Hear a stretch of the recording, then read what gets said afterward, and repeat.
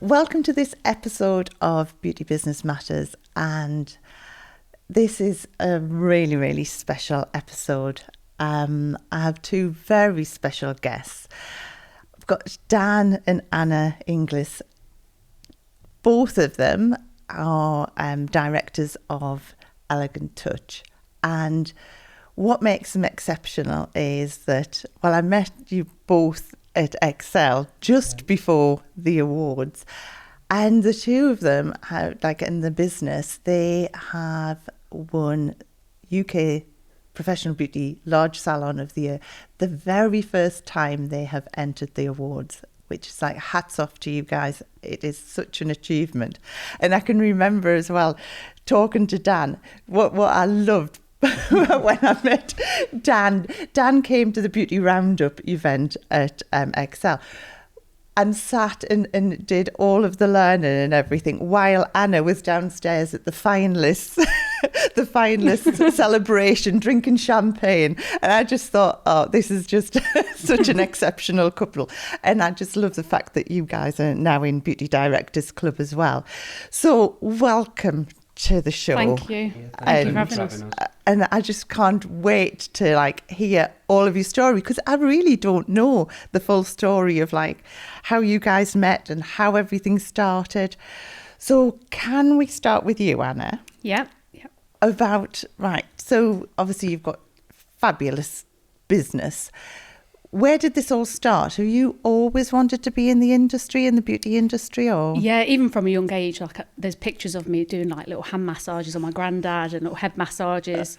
But when I was at when I was at school, doing my last year of GCSEs, there was a college link, which I don't think is a very common thing in most schools.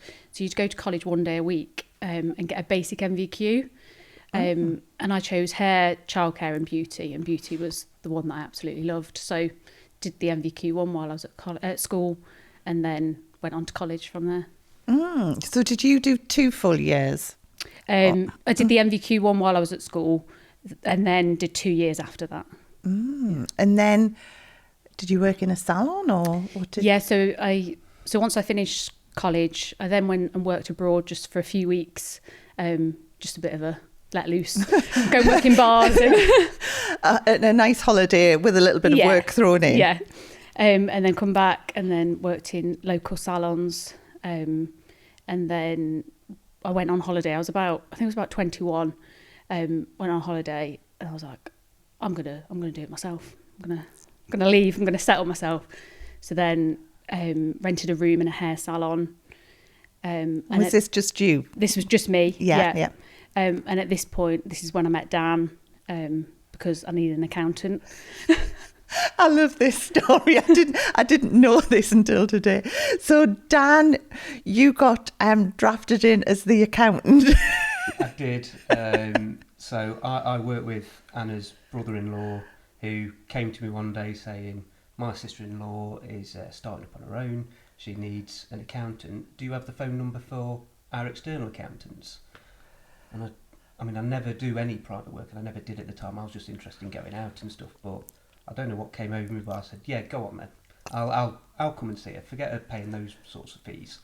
And then that evening came round, your mum's house, met you, had a conversation. I started going to you to have my brows done. We talked a bit about tax. And yeah. One thing led to another, it really happened really quick. I love how you're getting paid in brows. Yeah. I was happy with that. In treatment. Yeah. Well done, Anna. Don't have to pay the bill. Yeah. I love that. So this is all when you're 21? Yeah. So you start that business. How long were you there then? So I was there, I was only there for about 9 months, but in that time frame, seeing the development of the marina, which is the biggest inland marina in England. Yeah. Seeing that all the units were coming up there, and decided that was what I wanted to do. So I had to go and present my... It's a breathtaking development, wasn't it, that they put in. So the marina was purchased by John and Michael Thornton, who are cousins, and John being the former CEO of Thornton's Chocolates. Oh, right, yeah, So yeah. diversified from chocolate to narrowboats. Yeah. And had the vision of the development, didn't they, with independent retailers and bars, restaurants. And you thought, yeah, wow. And at that point, so this development wasn't even there. It's just No. a vision, like an idea they've had, It was a and drawing. just It looked great, didn't it? But Yeah, nothing was. being in Derby and so inland, yeah, it's very hard to find somewhere on the water. yeah. And we thought, I mean, you were the one who had the vision for this salon. And is this the premises that you are in now as well? So we've moved next door now. So we've like trebled the size now, over trebled the size, but we were in a smaller unit just next to us. So you move there. Oh my word, honest. I mean, there's nothing like jumping in, because I mean, going from just renting a space to how many rooms did you first have? So I had two to start with. It was just me. So I'd lock the door in treatment when I was in treatment. Then I got my pregnant sister to come and help me, so I could have like one day off, because I had to be open. In my lease, it was that I had to be open 6 days a week. So it's like every so often I needed an extra day or two, so she'd come and help. And then we just built the team up over that period, didn't we? Yeah, learning on the job. Yeah. When you're saying about someone coming, I used to have my mum who used to come and do reception and things, but she used to just chat all the time. Like, the phone bill, honestly, it was just like, it was crazy, because she would just like, she'd say, "Oh, I've been chatting for a while," and the clients come in, and she'd been on the phone for about 20 minutes chatting to them. But I mean, it worked brilliantly, because like obviously it grew the business. But it's yeah. So you had relatives coming in and helping. You got Dan, making it a real He's always family helping. affair. Yeah, and then built the team up from 1 to 5. And then I think at that time, sort of COVID. I mean, the first 2 or 3 years was just building the team, wasn't it? By 2017, 3 years in, we built the team to 5. Yeah. And that's when we went for our first regional awards. Do you remember? Went for the Derbyshire New Business of the Year award. Okay. It's about that time we felt like, I mean, we'd maximised the sort of the capacity that you'd built there, and we're fortunate enough to win then. And I mean, it was 2 weeks before we got married as well, wasn't it? The awards. Oh. An amazing year for us, and winning that award, that was the first time you felt like we really got something. Yeah. Yeah. And then I think that period then to COVID,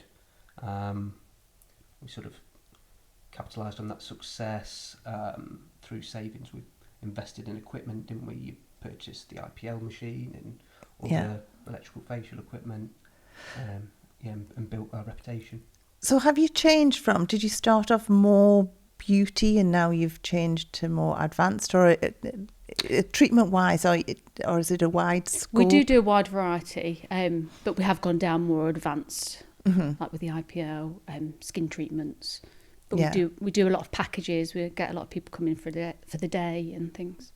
So with clients, is that just a local demographic, or now have you got people travelling? People travelling now, yeah. Especially since professional beauty, we've had people travelling like almost 2 hours, they've said. Yeah. So what made you decide to enter the awards?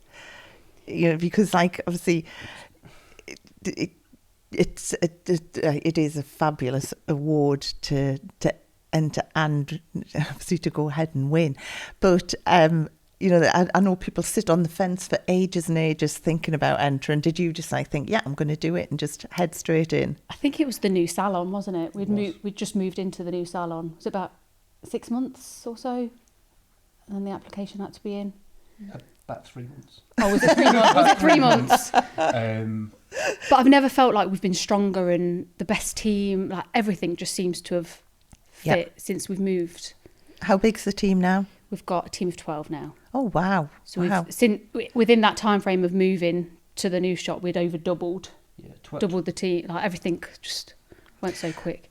And are you still handling clients then, or are you just managing the business now? I see a few a week, but I think that's even going to have to taper down. Got to a point now that... Yeah, because a team of 12 is like... Yeah. formidable team, isn't it, really?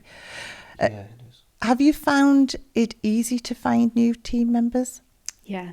We've been really lucky. Like, again, since the new salon, I don't know. Yeah. Yeah. But I mean, it is a beautiful location, isn't it? Yeah, found it challenging in the early years when you're looking online for CVs and waiting for people to come and find you. Yeah. But since we had the press releases about the new salon, since then you have people turning up to the salon with the CVs in hand. Yeah. Which, Yeah. It's I all mean, profiling, isn't it? Once you've raised that profile, I think then, you know, like for some, like a new therapist or an established therapist, you know, to have like a lovely location to work in, but not only that, to know that, like, you know, you guys have proved yourselves that you're award winners and things. It makes Definitely. a huge difference. Just going back during like lockdown and things, did you manage to retain your team, or did you lose any during that time? Because We had a big change. Big change. Yeah. I think It was a reset for us. I think we had 5, and 3 of them two ended up going at it on their own. Yeah. And one of them went down a different career path into teaching. Yeah. So a complete reset and rebuild. Yeah, I think it was just, it was one of those periods of change kind of thing. And, you know, I think there was a lot of good came out of it as well, because I think it did, like, sort of, you know, even with salons, there was obviously quite a few closed, but I think it gave some the opportunity to close where there would have just been carrying and plodding on kind of thing. Quite a few, and you went into retirement, took early retirement and different things, or decided to go down a different route. So I think it was a real period of change. But did you guys stay really strong all the way through and just want to forge forward with bigger plans still? I think, yeah, like Dan said, a reset. I feel like we've never been stronger since then. Like a lot changed and a lot happened. But my team's never been stronger since that. Like a lot, I think I maybe worked on myself as well over that time. I've never had that time to myself to look at what I want and where I want the business to go. Yeah. And this is funny enough what we were talking about last week with Vicky. You know, it's all about like having time to reflect. And you know, that's why going on holiday and things is so important, because that's when you have the time to like just sit and ideas come. And I think during lockdown, it was just that massive time of like, right, what do we want kind of thing. Yeah. And yes, there was quite a lot of therapists left the industry, but it's amazing how many have actually come back into the industry. And I always said to everyone, you know, unless someone's burnt their bridges, you know, stay in touch, because, you know, it was just one of those times where, you know, there was all these different opportunities, because with furlough you could still go and work somewhere else and things. So it's like, you know, people were going in and doing different professions as well. But yeah, it's amazing how many have come back into the industry now, or like set themselves up and then realised it's not that easy. Yeah, I think that's happened quite a few times. Yeah. So obviously now you've got the salon, you've got the team of 12. So how many hours are you sort of in the business now? Then are you there all the time? In the salon? Yeah. Probably 4 days a week. But we have said, we've just come back from holiday, and I've said to the team that I'm going to drop another day so I can work from home. Yeah. I'm much more productive being at home working on the business than being in there and getting asked little questions. And but this is the thing as well, isn't it? Because again, this is what I was talking to with Vicky. You know that when you're there, like, you just get drawn into it all. I mean, I bought offices across the road from my clinic and thought that was far enough away, but it still get asked. Still come over. But you know, the thing is that sometimes I think it's when you're there, the teams think, oh, I better check with Anna. Oh, I better check. And when you're not there, they're just quite capable of just getting on themselves. And they've even said that to me themselves. Yeah. They are fat, like, they're really good, aren't they? Such a good team. And sort of for induction and training, how do you handle all of that then? So I tend to spend the first period of time with them, and then they'll be with the salon managers or the salon trainer. and then different courses, bits and bobs at the start, and then. And do you tend to employ experienced therapists or apprenticeships or a mix, or how have you done it then? Been a mix, hasn't it? I mean, we firmly believe in the apprenticeship route. So the team of 5 that we finished the old Salon with, 3 of the 5 were all graduates of our apprenticeship scheme, which we managed through Clique and did in-house learning. And I mean, since we've gone from college to there, the success rate and I mean their speed of their progression has been insane, really. Yeah. But when we went for the new Salon a year ago and we were trebling in size, we couldn't just go down the apprenticeship route. We did have to employ experience, and that's when we got these amazing CVs of star quality come through. And we're blessed, aren't we, to have them with us now. We'll always do apprenticeships. We're always taking like 1 or 2 on a year. We just took another one on for this year. And with apprenticeships, do you start someone from level 2, or do you take someone who's already done level 2 going into level 3? We've done both. Yeah. I mean, I always think the advantage of having someone who's got the level 2, you've got a skill set there that you can then adapt and bring into like the way that you do things. But there is the advantage of bringing someone in level 2 like from scratch and just gradually introducing them as you go as well, isn't it? So there's advantages on both ways to do it. So do you find that when someone comes to you guys, the stay? I would have thought yes. Yeah, I mean, retention is very good. I mean, we don't have people leave to go to other salons. I think, we've looked after people very well from day one. The way people are remunerated, the way Anna looks after them, and the empathy that you show them. It served us well. Yeah.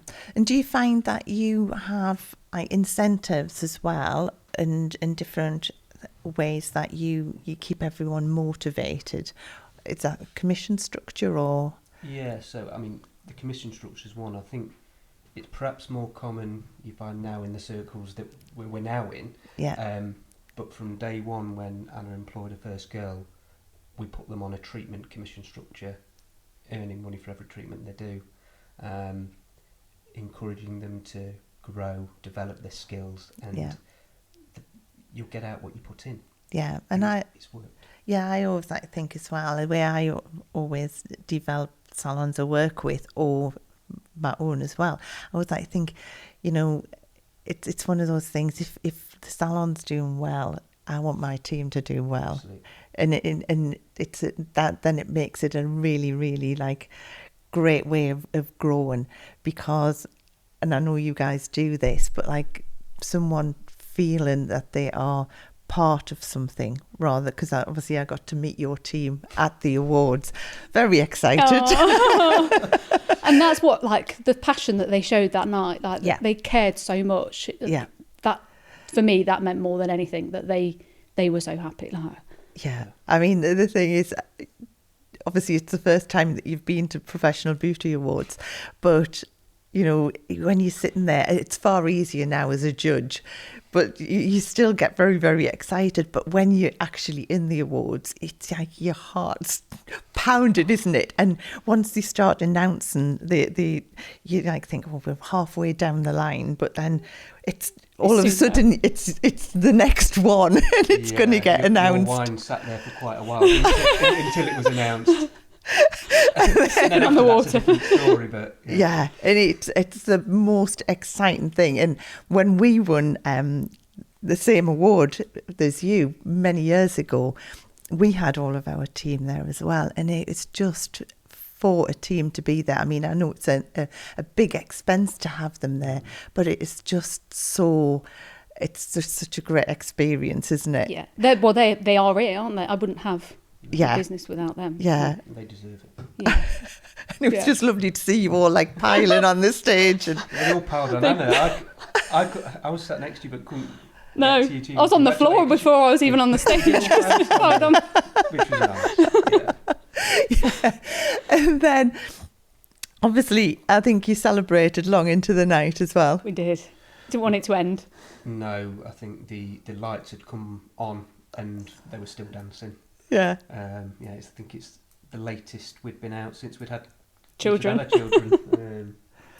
Yeah, I mean, to win first time, that is so amazing. And it's just so great to have like new salons constantly coming, and the standards now are so high as well. So even, to get to be a finalist is just so fantastic. But then to win, because when I was talking to Dan earlier on that day, I was like thinking, because nobody knows who's won. Even as judges, we don't know who's won until on the night, which is, so for us, it's great. But the thing is, I was like saying to Dan, well, if you don't win the first time, it's like, because if just being here and if you win, then you've got nowhere to go, kind of thing, to prepare them sort of in case it wasn't going to happen. But then, it's to say, it's just, so wonderful when you guys did win. I mean, like the other finalists you were up against, so brilliant. Really all of good, the amazing salons. I mean, as an industry, we do have such high standards, but how do you manage to maintain your standards? I think it's all like the little touches that we do from the moment the client walks in the door, welcome trays, taking them through to the treatment. We're just constantly going over, and sometimes we'll do role play with different treatments and things that we do. So all of the little touches that you do, have you just thought of those in your head, or do you go and actively go to spas and different things and pick up different... I love doing this. I love going, like, sort of, if ever I'm on holiday, you'll go and, like, it's always a good taxable expense to go to go and have a little mooch around some spas and have a few treatments. So do you do that kind of thing? Oh, definitely. Anywhere I go, I'll be in the spa. Even Disneyland last week. I was in the spa. I had an hour's break from Mickey Mouse and I was in the spa. But it is so good though, going in and looking at other businesses and because you like think, oh yes, that's great, or oh, I'm pleased we don't do that. There's so many different things, and that's what makes our industry great, because what suits one person doesn't suit another. So like having all of like the personal touches that you do are obviously personal to all of the clients who come in, and I think consistency is key, isn't it? That is one of the things. Yeah, it is. 100%. Someone's been recommended to come by someone and they've told them, I had this. You've got to deliver that. Yeah. I mean, the thing is that, so what are some of the little things that you do? I know you... Yeah, so we do a little welcome tray. So it's a little hand cleanse with a biodegradable towel and a mist that you wipe your hands with, and a little sweetie on a tray as soon as they arrive. We have cucumber, lemon water. The drinks menu with alcoholic and little snacks. Soft drinks, snacks. Got a nice relaxation area for after treatments, which a lot of clients comment on. They like that. And do a lot of clients use that? Yeah. Mainly after facials, massages, that sort of treatment. Yeah, but anyone's free to use it. Yeah, it's a perfect switch off, isn't it? Because, if someone's coming for an experience, I always like to say clients don't want treatments. They want an experience, or they want a solution to what they consider their problem to be. Yet in an industry, it gets very much where it's like, oh, this client is having this treatment and this treatment, but it's not. It's the whole experience that makes your business stand out totally different. And I know, I know the judge who came to see you, and she was just blown away by, which is Sarah, who's been in the industry for so long, and just, I spoke to her afterwards, and she said, that you guys really, really just showed so much passion and love for what you did, and it's just so lovely to see. Yeah, that's really nice to be recognised, because I really do. I spend so much time and effort onto the salon, so for that to be seen and recognised by somebody that's so highly commended in the salon, in the industry. It's Yeah, really yeah. So can we touch, I mean, I know you've got family now as well, haven't you? Yes. How do you manage to juggle it all between you? So I mean, it's all Anna, but in my evenings and weekends, I'm there as the soundboard. But we've got a clear sort of division of duties when it comes to what we do at home and what we do within Anna's business. And then I think with the kids, we're fortunate enough with the move that we made with our front of house. So we didn't have front of house before at the old salon, but going to this one, we actually recruited Emma, who was a nursery nurse at the girls' nursery, who wanted a career change. Yeah. So this was Anna's idea to mould Emma into a front of house that also did a hybrid role whereby summer holidays or sometimes school pickups she can support us with. How good. So it's a little bit unorthodox, but it really works for us. Yeah, that's perfect though, isn't it? But this is the thing, because I always like to say, your business, you can make it what you want, kind of thing. And that is just so, so good to have that, to have like that support with the two of you. So, I mean, do you find the two of you working together? You're saying you've got like clear divides and things. So is it like, right, work's work, home's home, never the two cross? Oh no, they always cross. All I do is talk about work. Always.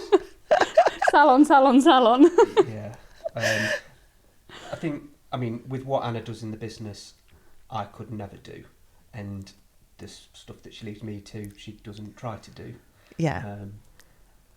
But every evening we're bouncing things off each other, and that's when it really does work, because we're both aligned with the vision and the salon's identity. But the thing is, you can just see like the two of you just ooze passion for this business, which is so lovely to see a partner doing that as well. Because I have like Stephen, my husband, but like he tends to be like, I'll give him the odd jobs to do kind of thing. And he's great, and he's like so supportive. But the thing is that, like, you know, you two are working so close together. It's just formidable to see how well you work together. I am very lucky. Now, can we just touch on, because I know at one point you were working way too hard for what you should have been doing, and I always like to say that, and I've seen this happen so many times, that when someone doesn't listen to their body, then your body will like go like, right, I've had enough, I'm going to make you stop. And that's what happened to you, wasn't it? It did, yeah. So my youngest was only 6 months old, so not long after COVID this was. I had a form of a mini stroke. It's called a vertebral artery dissection. And yeah, a complete shock. Is this just out of the blue? Out of the blue. They don't know what caused it. They don't know why. They couldn't really give me any answers. But did you know yourself that you were overworking and that you were just on overdrive all the time? Yeah, I was exhausted. As soon as she was born, I was back at work. I didn't even go out the delivery suite, and I had a message from work. It was it was quite an intense time, wasn't it? Yeah. So did you take any time off for maternity leave? Or no, with my first, I had her, and then COVID happened, so that felt a bit like maternity, and then just going out of COVID. The second came along, and then that's what happened. So yeah, needs to take time and and as I say, I've seen this happen on so many different levels, and you always think that it's never going to happen, and you know, and you being so young for something like that to happen, I think it's a real, and I thank you so much for letting us talk about it, because you know, as I say, I think we all think we're super women or supermen. And, you know, and the thing is that I always like think that you think that like you've just got to be doing everything. But then how long did you have to take away from the business, and when this happened? I think at the time I was in so much shock, I didn't really take any time. It was more like 6 months after that, I then ended up taking a bit more time and reflecting on it. I didn't overly take, but I've taken a step back from being in the salon as much, like doing treatments, things like that. But you've delegated more responsibility since then. Yeah. I always like to think that when something happens, it happens for a reason, and sometimes at the time you don't know why it's happening. But the thing is that, like, obviously now you've rethought how you were running this business, and it'll be getting run so much more efficiently, because again, like last week when we were talking to Vicky, you know, she was like saying about, you know, you have all these like different, it's like having little plays going on in your head and everything's there, and you just full on working. And obviously you had a small baby at the time and a toddler or whatever, you know, I mean, to have all of that going on, it's just phenomenal that, you know, it's so hats off to you that you've like listened to your body and now rejigged how you've done things. Because at that time, were you handling clients all the time as well as trying to like, at the same time as trying to handle a team, trying to like manage all the clients and everything, obviously with Dan's support? Yeah, I was back to back with clients, working in the evening on the business. It was non-stop, then picking the children up, doing that. There was never seemed to be a break. So that was my body saying stop. I know the first time when I very first stepped out of, because I used to handle a full column, obviously it's about 15 plus years now since I've totally stepped away and the team just run the business. And obviously now I teach people how to do that, which has again been brilliant. But the thing is that clients are very, very clever as well, because I can always remember when I was stepping out of the business, you know, there were clients were like, oh well, like, you know, I won't be able to go to anybody else, and I was thinking, oh heck, I've built this business up and now like no one's going to want to go at the rest of the team. But of course they do. Like 36 years later, they're all still coming in, you know, like from day one to now. But it's like I can always remember when I was freelancing, the first thing was like when I was getting premises, clients were like, oh, don't know whether I'll be able to come to premises, and you're like, oh my word, what's going to happen? And of course like clients do adapt, but they do sort of like quite like to sort of make you feel a little bit guilty. Did that happen? A little bit, yeah, it did. But I also think they've been really understanding. Like a lot of my clients still from when I first qualified at 18 are still with us in the salon, which is so not like, it just means everything that they. And I think it's just, you know, it's still being a presence, isn't it? Because, even if you're not doing the treatments now, even when I go into the clinic and things, it's just so lovely to see clients, and they love to see you there as well. I think it's just that, you know, they've sort of grown with you, haven't they? So as long as you're somewhere there and like they've still got some presence kind of Definitely. thing. Yeah, they love to tell the therapist that they've known me since I was 18 that I've had children. And but again, like it's exactly the same thing. Like when we were saying about like, you know, your team love to be part of part of you. It's the same, like, you know, and part of your journey kind of thing. Same with clients. They love to feel part of something as well, don't they? You know, so just moving forward, what are the plans moving forwards then? I think we recognise we're in phase 2 of Elegant Touch, but we're still very early in that journey. Yeah. So we'd like to sort of solidify our position of where we believe we are. Grow the team a little bit more. Yeah, but we're open to anything. And one thing that I do know is Anna won't sit still. Yeah. Because I'm always on to the next thing. I don't know where the finish line is with Anna, but she always wants more. I don't think you ever can finish though, because, you know, you set yourself goals and aspirations, but I always like to say you're never going to get it done, because once you've hit that, then you're already on to the next ones and the next ones, you know, which I think is the exciting thing about being in business, isn't it? You know, there's always something new, always something. And even when like things don't always feel to like as if they're going exactly to plan, it's sometimes just that you just need to change that direction slightly, as you know, from like the things that have happened in your journey now, but like it's just such an. So are you going to carry on doing more awards and things? I think so. I've got the bug. Yeah.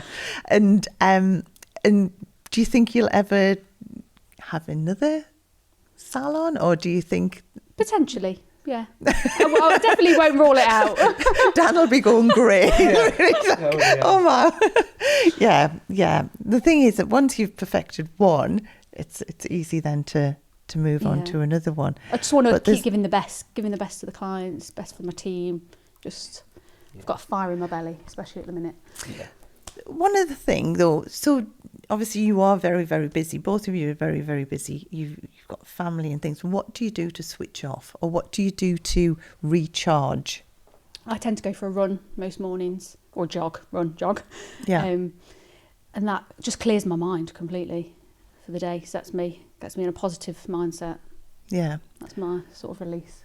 And I think it's having family time. Our biggest challenge is, I think, balancing work along with looking after the kids.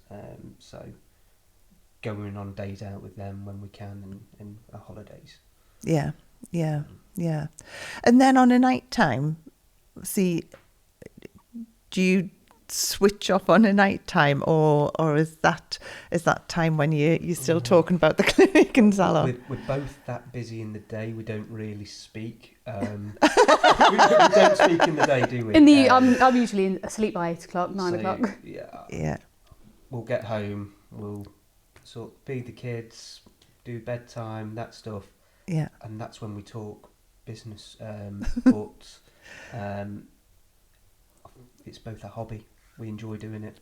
Yeah. Yeah, it doesn't always feel like work, does it, when we're talking about it? It's. I know, I think that's the lovely thing though, isn't it? When work isn't work, and it is just that it's your passion and what you absolutely love doing. I think that's just, as I say, the two of you are just true inspiration, and I really wanted to get you guys on as guests quite early on, because this is like the start of our second season of the podcast. But the thing is that, that I think everyone always thinks, with things like awards and things that you're never going to win first time kind of thing. And you guys just proved hands down that you can. Just before we finish, how long did it take you to do the application? Was that a long process, or did you just pull it all together and put it in and just fingers crossed, or did you really, really plan it? It took quite a while. It was back and forth, wasn't it? And changing bits, adding bits in. Yeah, probably we gave ourselves probably about 3 weeks of we did a bulk load of it, but then we were picking up, putting it down as things came back to you, because we had to go back sort of 12 years and things came to you. And it was quite nice, wasn't it, to go back and think about. That's what I always say. I always say to someone, even if you don't press send, fill it in, because it's not.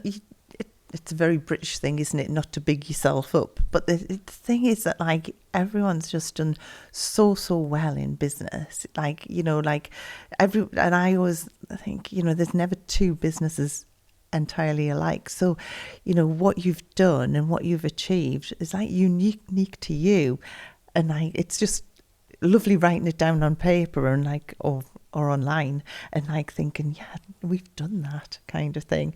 And then once you've pressed send, that's when you're sleepless nights kick in then. I know. Yeah. And I don't know whether you did this, but then you always think, oh, we should have put that in. Oh, we should have put this in. It's the word count. That's what makes it so tough. Yeah, but oh my God. I could chat to you guys for ages and ages, but I just want to say the most huge thank you for taking time to come and chat through all that you've done, because it, as I say, it's just so inspiring. And what I'd like to do is in the show notes as well, because I'm sure everyone would love to have a look at your business and things. So can we put your website and everything in there? Yeah, and absolutely. Yeah, because as I say, the location that you're at and everything. And I would like to say to everybody as well, go and have a treatment. Oh. I haven't been, but I've just heard how great they are. So thank you. No, thank you for having us. Yeah,